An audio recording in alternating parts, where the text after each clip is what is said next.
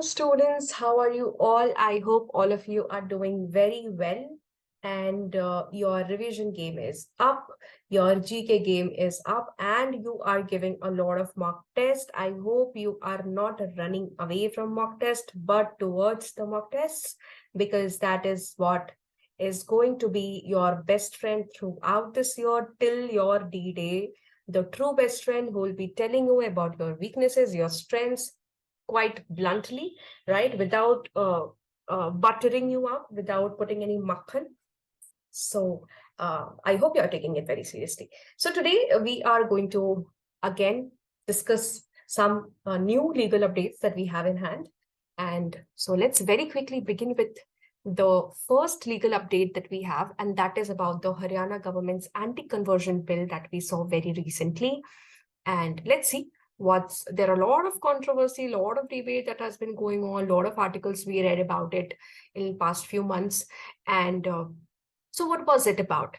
So there was an MLA, Raghuveer Singh ji. He was suspended from the Haryana Assembly, wherein he tore the copy of the bill in the house itself. Yeah. So then this matter came into the notice, and that's why this news. However, what happened? Why did he tear all of that? Not our concern. That entire story, that entire politics is not our concern. Our concern is polity. Polity coming to that area. For the information, UP, Karnataka, Himachal Pradesh, and Madhya Pradesh, they all have enacted legislation with regard to the prevention of such conversion, such unlawful religious conversions. So they have already seen such laws. However, new state that is going to join up is Haryana, because they have come up with a bill on prevention of unlawful conversion of religious bill 2022, which, as the name itself suggests, they prohibit any kind of conversion in the religion, right? But there are certain grounds here, not just out of nowhere they have come up with the bill. There are certain grounds that they have put. What are the grounds? First is misrepresentation. Second is by force. Third is by undue influence. Fourth is by coercion. Fifth is by allurement. Sixth is by fraudulent means. And seventh is by marriage. Right? So through all these means, any person cannot be forced, or any person cannot be coerced, cannot be influenced, cannot be allured, cannot be frauded, cannot be married for the religious conversions. So these are the grounds. And I am sure very optimistically that you would know what is misrepresentation, force, undue influence, coercion, allurement, because we have read about it in our law of torts, right? We have learned about it in torts. We have learned about it in contracts, mostly in contracts. In torts, there are just few of it, but in contracts, I think all these topics we have already covered, right? So I hope you know that. And if you don't, please put it in the comment section. I will try covering that topic in my further sessions, right? Now, not only they have given this bill as on light note, but there are punishment also which are involved if the conversion is with respect to any minor, or with respect to any SC or ST or woman. So there are punishment also which has been enhanced that we can see. Now, we are not going to get into the entire bill and its discussion. We will just brush up through the important areas which are very much into light. So, like, for example, on whom the burden of proof is going to be, who is going to be the one who is going to prove that conversion has taken place. So anyone who is the accused, right? So on accused lies the burden of proof to prove whether conversion took place or not, or whether conversion that took place is rightly done or not, right? So all those burden of proof is on accused. That is first. Second is, any person who wants to convert to any other religion, they need to submit a declaration first, right, to the authority, and then authority will do certain inquiry around it, and then certain permission can be given. Now, you may ask, what is the rationale behind it, ma'am? right? Why are we even discussing about it? It's everybody's job. I mean, why are we getting into the religion and conversion? So the discussion here is how it is related to the polity, right? It may feel like it is all politics going on, but we only are concerned about the polity for our examination. So talking about the concern, sorry, the rationale here, rationale is that we have got fundamental right to profess, to practice, and to propagate any religion under Constitution of India. And that is why, since it is a fundamental right, and such bill, such laws, right, would somehow have an impact on such fundamental right. And that is why such bill has been, has become a controversial topic for the newspaper, for the debates, discussion, blogs, articles, right? What are critics saying about it? So they simply say that if you're only talking about love jihad, they are not, they do not have any constitutional or legal basis. They are not legal terms. They are not, covered under law anywhere. And that is why we should not focus on that. Second, they say that under Article 21, every individual has got right to marry the person they want to, or to be with the person they want to. And that is why, again, we should not, or law should not intervene in such subjects. Other than that, under Article 25, as I just said, the citizens, right? We have got freedom of conscience, freedom of practicing, freedom of conversion, freedom of propagation of any religion that we choose to be in, right? So that is why such bill should not be encouraged. So that is what the critics are saying, that law should not intervene in those areas. However, what is Supreme Court's take with regard to marriage and conversion? First is that, remember all the cases that we are going to discuss here, okay, because they are a bit very famous and important case laws, which you might find in any passage here and there. There can be passages around them. So just be aware of those case laws. Now, the Supreme Court has very simply said that, listen, the courts do not have any jurisdiction to decide on an adult's right of choosing a partner, right? A life partner. So since an adult has got this right in an absolute form, court or any state cannot have any intervention into that personal space, right? That is first. Second is with regard to a case. There are two cases, Lily Thomas case first, and second is Sarla Mutkal case. In both of these cases, it has been said that if a religious conversion has been done without any bona fide belief or any malified belief, basically, in that case, and also if there is it is done only for the purpose of getting legal benefit out of it, in that case, it will get no recognition by law, right? So it should not be entertained by law. So very simply, these two cases have affirmed it. Third is about Salamat Ansari case. It was a Allahabad High Court case from 2020, wherein it was said that right to choose a partner is a personal right of every individual under Article 21, which is a fundamental right, right? So again, so these are the takes on the conversion and religion and marriage by the Supreme Court and the Allahabad High Court that we just saw. Next is National Commission for Women. Again, a very important body. Why is it there in the news?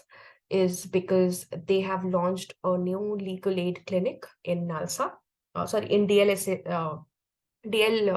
DSLSA, that is Legal Aid Authority of Delhi, right? I hope you know NALSA. NALSA is the National Level Legal Services Authority.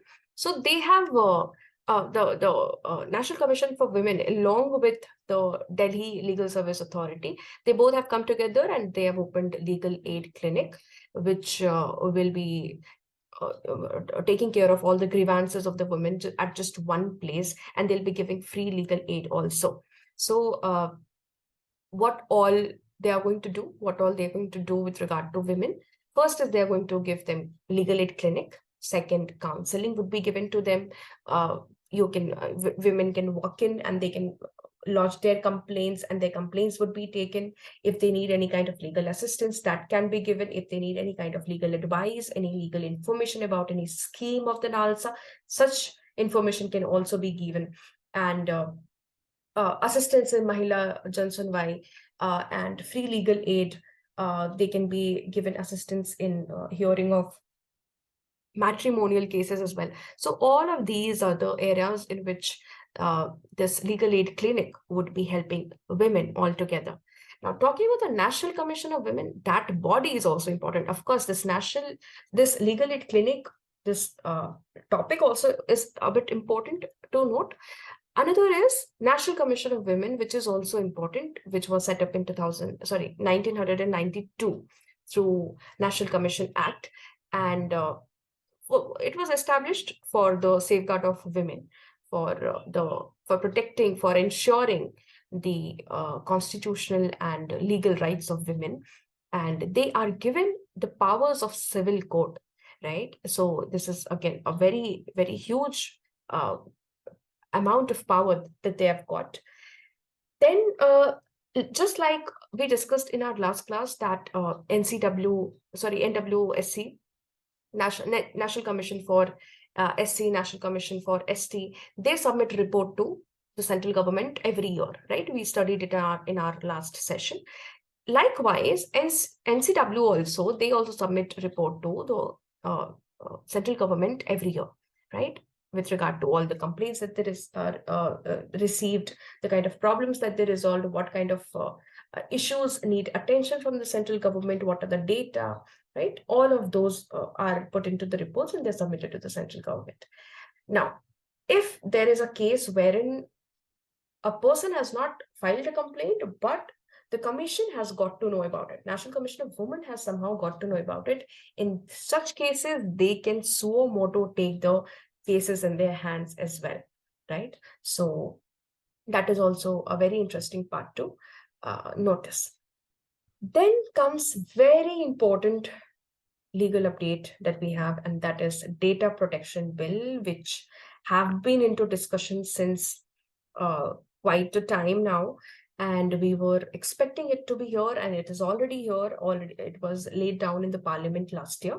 So it's finally here. Let's see what this draft actually talks about. So in 2019 itself, there was a joint committee which was made, which was headed by an MP, PP Chaudhary, and it was made for the Personal Data Protection Bill. And finally, they have come up with the final report on it. And that's what we are going to focus on. What are the key recommendations which has been given in the report? First is that they are saying that you need to, or say basically we need to remove the word personal from Personal Data Protection Bill. Why? Because we are not only dealing with personal information, but also such information which are non-personal in nature. Now, what does that mean? It means that there can be certain information which can be a personal data, but it has been anonymized, right? So it can seem like it is an anonymous data or a data of anonymous person, but such anonymous data also is a personal data, and that is why we need to remove the word personal, and that is the first recommendation. Second is with regard to the transfer of the personal data to foreign countries.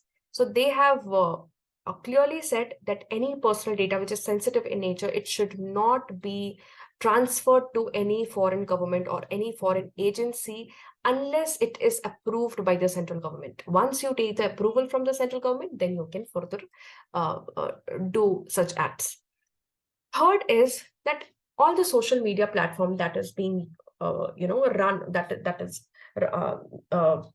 functional in India, they would be having some or other parent company, right? Like all the social media company that we have, they would be having, or just look at the social media that you use, right? So suppose it is Google, right? So there would be a parent company. So such parent company should set up an office in India as well. and then only they will be allowed to operate in India, right? Then it also recommended that we need to have a separate regulatory body for only for the regulation of media, right? Social media, digital media, all of that. And they prescribe certain punishment also, which is not very important. Just have a look at it, that they prescribe imprisonment of 3 years, fine of 2 lakhs, and if there is any data which has been de-identified, right? So if such data which is de-identified, it is re-identified by any other person, in such case there would be certain punishments which they may attract, right? Now, the bill also talks about DPA. DPA means Data Protection Authority, and not need not go very much deeper into it. Just have a look at the composition, very simple composition. There would be a chairperson, there would be members who would be appointed by the union government, and there would be a recommending body also, which would be basically a selection committee, which would be whose chairperson would be the cabinet secretary, right? So they would be the selecting committee. They would be in the selecting committee. They would recommend the government as to who should be appointed, and accordingly a chairman and certain members would be appointed. That is first. Second is, in the committee, there should be, among them, the members should include Attorney General and the IT and law secretaries as well, right? So there would be a chairperson. Other than that, these 3 authorities also need to be there in the Data Protection Authority, the entire team. And there would be certain nominated members also, which is very interesting, because it says that there should be certain nominated members also who should be independent, and they should be basically experts and director from IITs and IIMs, and they would be nominated by the central government, by the center itself. Yeah. So that is about the composition of DPA. Data Protection Act, very, very important. Data Protection Bill, basically, it has not become an act yet, but again, very important. So if you see any article with regard to that, please be mindful of that. And yes, that would be it from my side, students. Thank you so much. And if you have any questions, if you have any feedback, or if you have anything that you want to tell me, please write it in the comment section below. I would love to hear from you. And yeah, that would be it. I will see you in the next session with another set of legal updates. Yeah, thank you so much, and take very good care of yourself.